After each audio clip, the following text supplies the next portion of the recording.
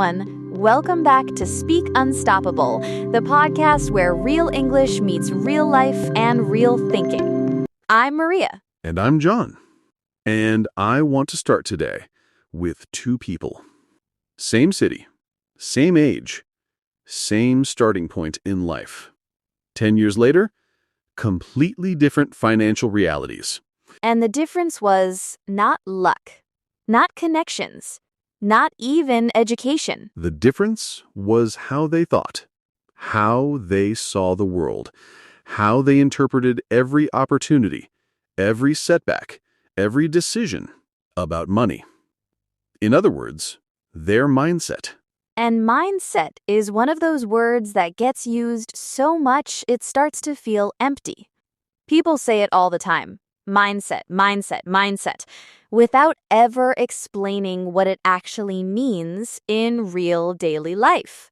So today, we are going to make it concrete, real, specific. We are going to talk about the actual difference between a rich mindset and a poor mindset, not in terms of attitude or positive thinking, but in terms of real, daily behaviors, decisions, and beliefs that either build wealth or silently prevent it. And we are going to do it in natural, real English. So by the end of this episode, you will have both a clearer understanding of your own mindset around money and the English vocabulary to talk about it confidently. You showed up today. You are here. And that is already evidence of a certain kind of mindset. So let's build on it together. This is a B1 and B2 level episode. Honest, rich, real. If some parts feel fast, stay with us. Listen twice. You will catch more every single time. First time, just feel it. Second time, pause, repeat. Steal our best sentences. By the end of this episode, you will understand exactly what separates the way wealthy people think from the way struggling people think.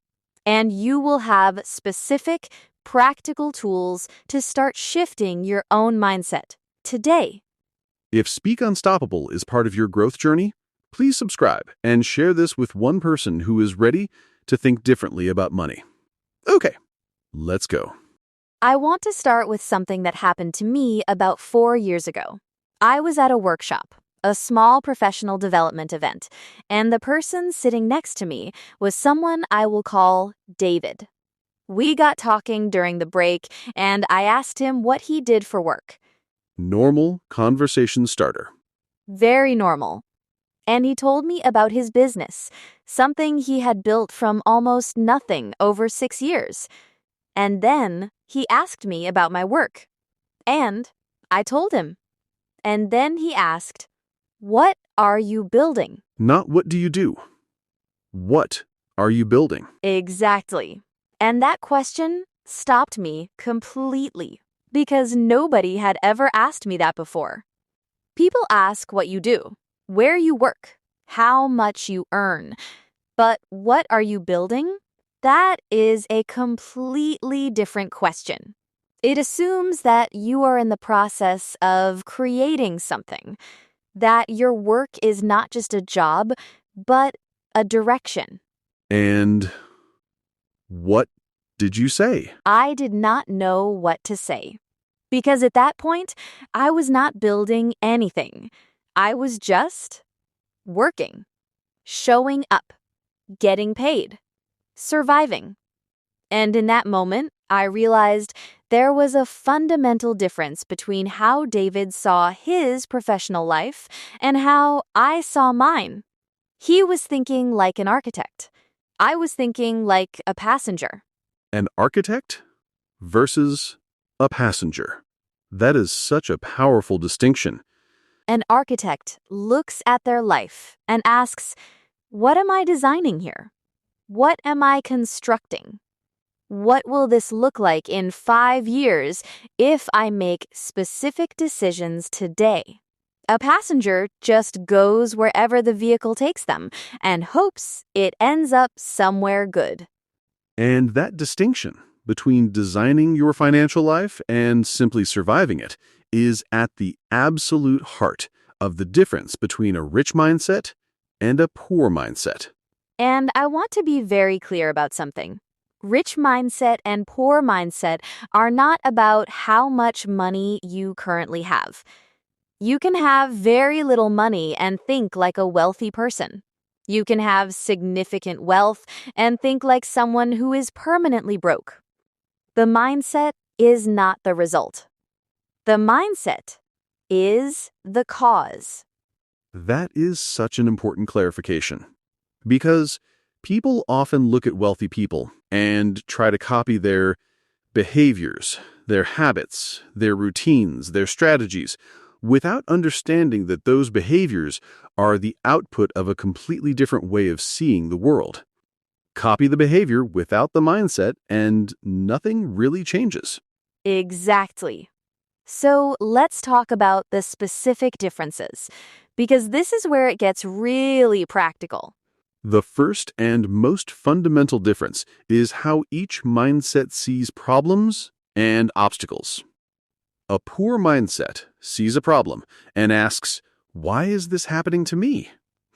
It interprets difficulty as evidence that the world is against them, that they are unlucky, that success is for other people. Every obstacle becomes a reason to stop. A rich mindset sees the same problem and asks, what is this teaching me? How do I solve this? What does this obstacle require from me that I have not yet developed? It interprets difficulty as information rather than punishment. And this is not just positive thinking. It is a completely different relationship with reality. One mindset sees itself as a victim of circumstances. The other sees itself as a solver of problems. And over 10 years, those two relationships with reality produce completely different lives. The second difference is how each mindset relates to learning and growth. A poor mindset often believes that intelligence and ability are fixed. You either have it or you do not. And because of that belief, it avoids challenges, avoids situations where failure is possible, avoids anything that might expose a weakness. A rich mindset believes that intelligence and ability are expandable, that every skill can be learned, that every gap in knowledge is temporary. And because of that belief, it actively seeks out challenges. It reads, it studies, it asks questions, it spends money on education and calls it an investment rather than an expense. And that word, investment versus expense, is actually the third major difference. How each mindset categorizes spending. Tell us more about that. A poor mindset categorizes almost everything as an expense. Money goes out and it is gone. A rich mindset constantly asks, what is the return on this? If I spend money on this book, this course, this tool, this experience, what comes back? Not everything has a financial return, but the habit of thinking in terms of return rather than just cost changes how you relate to every financial decision you make. And my own experience with this was very clear. There was a period in my life when I refused to spend money on any kind of education or personal development. It felt wasteful. I could not see the immediate tangible benefit. And someone I respected said to me, "If you think education is expensive, try ignorance and calculate the cost of that over 10 years." That hit hard. It really did. Because ignorance has an enormous price. It just collects it slowly and invisibly, in missed opportunities, in bad decisions, in staying stuck in situations you could have left if you had known more. And the fourth difference is one of the most subtle and most powerful, how each mindset talks about money, to others and to themselves. A poor mindset uses language of permanence and helplessness. I can never afford that. Rich people are just lucky. Money is not for people like me. I will always be struggling. These are not just complaints. They are identity statements, and your brain takes them seriously as descriptions of reality. A rich mindset uses language of possibility and agency. I am learning how to afford that. I am building toward that. I do not have that yet. The word yet is one of the most financially powerful words in the English language. I cannot do that yet. I do not earn that yet. I do not understand that yet. Yet keeps the door open. Without it, the door closes permanently. Yet, such a small word, such an enormous impact on how your brain approaches every financial situation. And the fifth difference, and perhaps the most practically important, is how each mindset relates to other people's success. A poor mindset sees someone else's success as evidence that there is less available for them. If he got that opportunity, it means I missed mine. If she built that business, it means the market is now taken. It operates from a scarcity framework, as if success is a limited resource that runs out. A rich mindset sees someone else's success as a proof of concept. If she built that, it means building is possible. If he achieved that, it means achievement is real and available. It operates from an abundance framework. Other people's wins are not threats. They are evidence that winning is possible. And that shift from scarcity to abundance changes everything about how you move through the world. Who you spend time with, what opportunities you recognize, how you feel walking into a room full of successful people. Okay, here are 5 specific things you can do to start genuinely shifting your mindset around money. Not just thinking about it differently, but actually rewiring how you see and respond to financial reality. Tip number 1. Audit your money language for 1 week. For 7 days, pay close attention to every sentence you say or think about money. Write down the ones that feel automatic and negative. I can never afford. Money is so hard. Rich people are just lucky. I will always be struggling. Look at your list at the end of the week and ask, is this the financial story I am choosing? Or is this just the one I inherited without examining? Then rewrite each statement with the word yet, or with a question instead of a conclusion. I cannot afford that yet. How could I learn to afford that? I do not understand investing yet. What is the first thing I could learn about it? Language first. Reality follows. You can say, I audit my money language because the words I use about money every day are writing my financial future. Tip number 2. Find a proof of concept for your specific goal. Whatever financial goal you have, find a real person who started from a similar place and achieved something close to it. Not a billionaire with a completely different starting point. Someone whose beginning resembles yours. Study their story. How did they think? What did they do first? What obstacles did they face, and how did they interpret them? Because your brain needs evidence that your goal is achievable before it will fully commit to pursuing it. A proof of concept from someone with a similar starting point is the most powerful evidence you can give it. You can say, I find proof of concept for my goals. Real people with similar starting points who built what I am building. Because evidence makes belief possible. Tip number 3.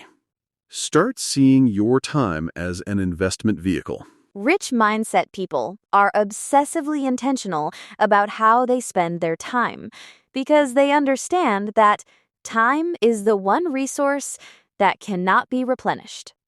Every hour spent on something that does not move you forward is an hour that cannot be recovered.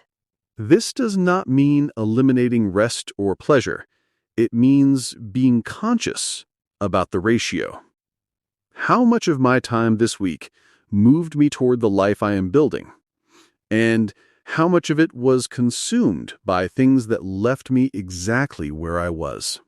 You can say, I treat my time the way a rich mindset treats money, with intention, with awareness, and with a constant question about the return. Tip number 4. Spend money on your mind before you spend it on your comfort. This is one of the most consistently reported habits of people who have built real wealth from ordinary beginnings. Before upgrading their lifestyle, they upgraded their knowledge. Books, courses, mentors, experiences that taught them something. They invested in their own capacity to earn, create, and solve problems before they invested in comfort and convenience. And the logic is simple. Your income will almost never permanently exceed your level of knowledge and skill. So, every investment in your mind has a compounding return that no physical purchase can match. You can say, I invest in my mind before my comfort, because my knowledge is the asset that generates everything else. Tip number 5. Practice abundance thinking in small daily moments. Abundance thinking is not a feeling you suddenly have. It is a practice. It is something you build deliberately through small daily acts of noticing. When someone around you succeeds, practice genuinely celebrating it instead of quietly resenting it. When you see an opportunity, practice asking, how can I be part of this, instead of that is not for people like me. Every time you choose abundance thinking over scarcity thinking, even in a tiny moment, you are rewiring a neural pathway. You are making the abundant response slightly more automatic and the scarce response slightly less. And over months and years, that rewiring produces a completely different human being. One who moves through the world with open hands instead of clenched fists. You can say, I practice abundance thinking every day in small moments, because the big shifts are always made of small, consistent choices. Let's slow down now and walk through 8 powerful words and phrases from today. These are the words that will make you sound genuinely thoughtful and articulate when you talk about mindset, money, and personal growth in English. First, mindset. Your mindset is the established set of beliefs, attitudes, and assumptions through which you interpret and respond to everything that happens in your life. For example, changing her financial situation started not with a new job, but with a completely new mindset about what was possible for her. Or, your mindset is not fixed. It is a living, changeable thing that grows or shrinks based on what you feed it. Repeat. Mindset. Mindset. Next, scarcity. Scarcity means the state of being in short supply, not having enough. A scarcity mindset is the belief that resources, opportunities, and success are limited, and that other people getting more means you getting less. For example, his scarcity mindset made him resent other people's success instead of being inspired by it. Or, scarcity thinking keeps you small because it makes you protect what you have instead of building what you want. Repeat. Scarcity. Scarcity. Next, abundance. Abundance means having more than enough. A plentiful supply. An abundance mindset is the belief that there is enough success, opportunity, and wealth available for everyone, and that other people's wins are proof of what is possible, not threats to your own chances. For example, she approached every networking event with an abundance mindset, genuinely curious about others rather than competitive with them. Or, abundance thinking is not naive optimism. It is a strategic way of seeing the world that opens doors scarcity thinking permanently closes. Repeat. Abundance. Abundance. Next, compounding. Compounding means growing or increasing at an accelerating rate, where the results of previous growth become the foundation for future growth. For example, the compounding effect of reading one book per month for 5 years is an entirely different level of knowledge and capability. Or, small consistent investments of money, time, or effort produce compounding returns that make the results seem disproportionate to the input. Repeat. Compounding. Compounding. Next, proof of concept. A proof of concept is evidence that something is possible. A real example that demonstrates a goal or idea can actually work in the real world. For example, finding someone who had built a business from the same starting point was the proof of concept she needed to fully commit. Or, before your brain will fully invest in a goal, it needs a proof of concept, real evidence that the goal is achievable. Repeat. Proof of concept. Proof of concept. Next, agency. Agency means the capacity to act independently and make your own choices. The feeling and reality of being in control of your own decisions and therefore your own outcomes. For example, developing a rich mindset is fundamentally about developing a sense of agency, the belief that your choices genuinely shape your results. Or, a poor mindset feels like a passenger with no agency. A rich mindset feels like a driver with a clear destination. Repeat. Agency. Agency. Next, rewire. To rewire your brain means to change established mental patterns and automatic responses through deliberate, repeated practice. To replace old neural pathways with new ones. For example, every time you choose abundance thinking over scarcity thinking, you are actively rewiring your brain toward a more expansive way of seeing the world. Or, rewiring takes time and repetition, but every small, consistent choice contributes to a permanent shift. Repeat. Rewire. Rewire. And the last one, yet. Yet is a small but extraordinarily powerful word that keeps possibilities open. It signals that something is not permanently impossible, but simply not achieved in this current moment. For example, I cannot afford that yet, but I am actively building toward it. Or, the word yet is the difference between a closed door and one that is simply not open at this exact moment. Repeat, yet. Yet. So here is what we want you to carry with you today. The difference between a rich mindset and a poor mindset is not about privilege or luck or talent. It is about 5 specific things: how you interpret problems, how you relate to learning, how you categorize spending, how you talk about money, and how you respond to other people's success. And every single one of those things is changeable. Not overnight, not without discomfort, but deliberately, consistently, and starting from exactly where you are right now. The word yet. The practice of abundance. The habit of asking, what am I building, instead of just, what am I doing? These are not big dramatic gestures.